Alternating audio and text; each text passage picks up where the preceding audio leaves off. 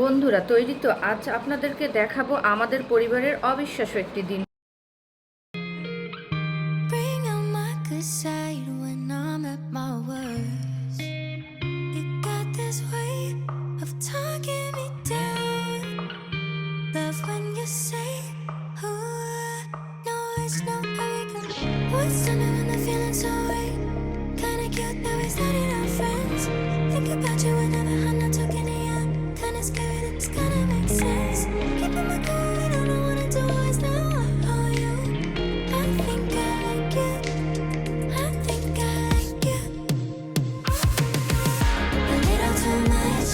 I'd be lying if I said I was a crush. A little too much.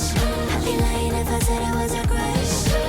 Keeping my cool and all I wanna do is now all you. I think I like you. I think I like you. I think you caught me when I had my heart on a show. You know me better than I know myself. Though I can't wait, still শুভ সকাল বন্ধুরা, চলুন আজ আপনাদেরকে দেখাই আমাদের একটা দিন কেমন কাটে। আমাদের সকালটা শুরু হয় গাছে পানি দিয়ে। এদের সবুজ দেখে মনটা ভরে যায়। আর আমার ছোট্ট মানুষটা, সেও কিন্তু সকাল সকাল ইয়োগা করে, একদম ফিট হয়। এরপরে আমি নিজ হাতে নাস্তা বানিয়ে ফেলি। গরম গরম নাস্তাটা তৈরি করে সবাইকে খেতে দিই। দিনটা খুব মজার যাচ্ছে। এরপর আমি ভিডিও এডিট করে বাচ্চাকে স্কুলে পাঠাই। ও স্কুলের জন্য রেডি হয়ে চলে গেল।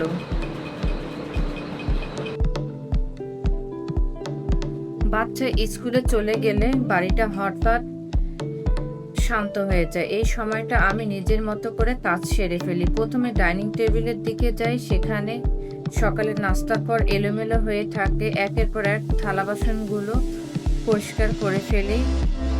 টেবিলটা সুন্দর করে মুছে ফেলি এবং টেবিলের আশপাশের ছোটখাটো জিনিসগুলো এলোমেলো যেগুলো হয়ে আছে সেগুলো গুছিয়ে ফেলি। আর নিজের জন্য চা বানাতে চলে যাই। চা খাওয়ার পরে একটু রেস্ট নেই, তারপরে আমি দুপুরের জন্য রান্নার প্রস্তুতি নিতে থাকি। দুপুরে কি রান্না করব সবকিছু রেডি করতে থাকি। আজ দুপুরের মেনুতে আমার হাতের স্পেশাল বিরিয়ানি। রান্নার পুরো প্রক্রিয়া আমি ভীষণভাবে উপভোগ করি। প্রথমে সব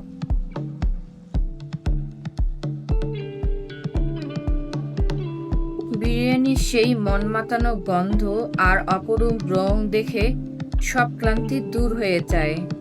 আজকের এই সুন্দর দিন শেষে সুস্বাদু এই বিরিয়ানি উপভোগ করার জন্য সবাই ডাইনিং টেবিলে বসি।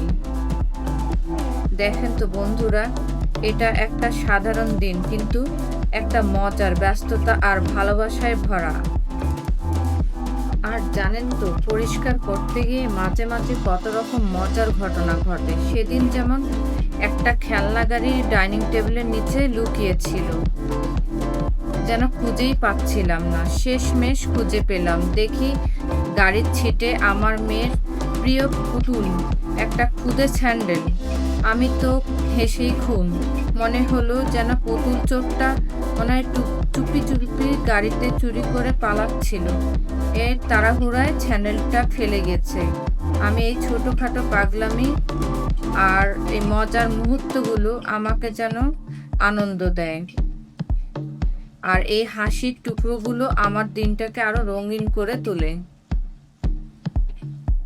ওয়েদারটা অনেক মেঘলা ছিল, সুন্দর ছিল, হালকা হালকা বৃষ্টি হচ্ছিল থেকে থেকে। এর মধ্যে আমার মেয়ের স্কুল ছুটি হয়ে গেছে, ও বাসায় চলে এসেছে, ওর বাবা যে ওকে নিয়ে এসেছে স্কুল থেকে।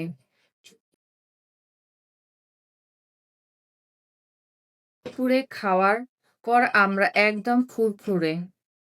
চলুন আজ আপনাদেরকে আমাদের সঙ্গে দুর্দান্ত এক বিকেলের গল্প। আজ কোথায় গিয়েছিলাম, কোন জায়গায় গিয়েছিলাম, সবুজ আর পাখির গানে মনটা ভরে যাবে।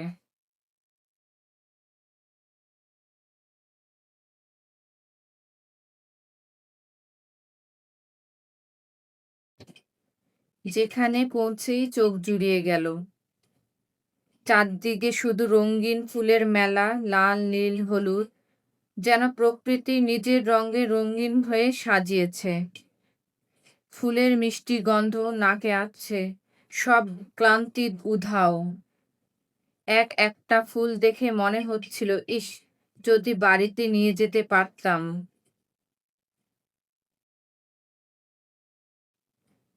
বন্ধুরা, আজ আমরা এসেছি দারুণ এক জায়গায়।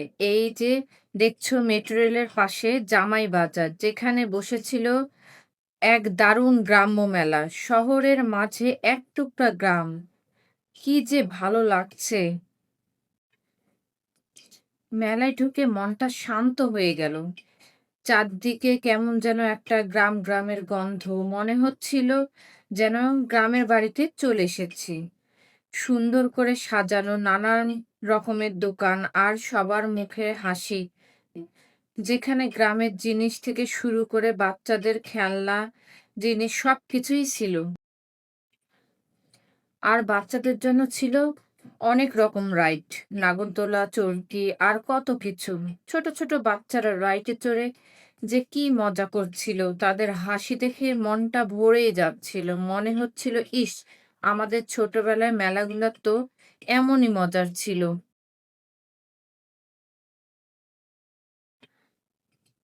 আমি ঘোড়ার পিঠে চড়েছিলাম, কিন্তু যে এক দারুণ অভিজ্ঞতা! ঘোড়াটা যখন চলছিল, মনে হচ্ছিল যেন কোনো এক রানীর মতো করে চলছি। বাতাসের মিষ্টি ছোঁয়া আর আশপাশের সবুজ মিলে এক স্বপ্নের মতো লাগছিল। এই মুহূর্তটা আমার কাছে সত্যিই দারুণ ছিল, এক স্মরণীয় হয়ে থাকবে। ঘোড়ার পিঠে চড়ে সেই দারুণ মজা হলো। এরপর সোজা চলে গেলাম মেলার ভিতরের দিকে। সেখানে বাচ্চাদের হই হুল্লা আর রাইডের শব্দে কান পাতা অনেক গান। আর জানো, এই মেলার এক কোণে একটা স্টল পেলাম, যেখানে আমি নিজেই বাবুর্চি হয়ে গেলাম। নিজ হাতে মসল্লা মেখে, হাতে নেড়ে খাবার তৈরি করে, মজাদার আলাদা আলাদা খাবার, গরম গরম খাবারগুলো সবার প্লেটে তুলে দিলাম। সবাই তো অবাক, আর খাবার খেয়ে এত প্রশংসা করছিল যে আমার মনে হচ্ছিল, উফ, এবার মনে হয় একটা নিজেই রেস্টুরেন্ট দেওয়া উচিত। খাবার খেতে খেতে সবার সঙ্গে অনেক গল্প করছিলাম আর হাসতে হাসতে পেট খিল ধরছিল। সে এক দারুণ মজার কাণ্ড। মেলায় এই অভিজ্ঞতা ছিল আমার সত্যি অসাধারণ। মেলার মধ্যে নিজ হাতে রান্না করা খাওয়া-দাওয়া আর এত কিছু গল্প, আড্ডা সবকিছু মিলে মনে হচ্ছিল একটা পিকনিকেরই মজা পেয়েছি। এই আড্ডা আর হাসির ফোয়ারা যেন থামতেই চাচ্ছিল না। একদিকে গরম গরম নিজ হাতে রান্না করা খাবার, অন্যদিকে প্রিয়জনদের সঙ্গে মজার মজার সব গল্প। কেউ বলছিল তাদের ছোটবেলার মেলার কথা, কেউ হাঁটছিল আজ সারাদিন মজার সব ঘটনা নিয়ে। প্রাকৃতিক পরিবেশে চা বানানো, সেই চায়ের সুবাসে মন জোড়ানো সবই ঠিক আছে, কিন্তু চায়ের কাপ ছিল ফাঁকা। এত সুন্দর প্রাকৃতিক পরিবেশ পেয়ে আমরা একদম সবকিছু ভুলে গিয়েছি। আমার মেয়ে তো মডেলিং করছে, হাঁটছে, একবার যাচ্ছে, আসছে। দেখো তো কেমন লাগছে আমায়। ও পোজ দিচ্ছে আর এত সুন্দর সুন্দর ফুল ছিল লেকের পাড়ে। আমি তো পোজ দিচ্ছি, হাঁটছি। ভালোই লাগছিল আমার। আনন্দে আমার মনে হচ্ছে আমি গান গাই। আর আমার যদি দুটো পাখা থাকতো তাহলে আমি আকাশে উড়ে যেতাম।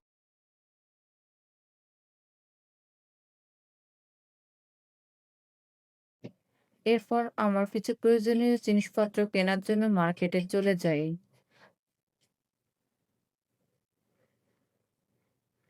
আর দেখতে থাকি কোনটা বেটার চয়েস করে ওখান থেকে আমি নিয়ে নিচ্ছি। অন্য কোনো ভিডিওতে দেখাই দিব আমি কি কিনেছি।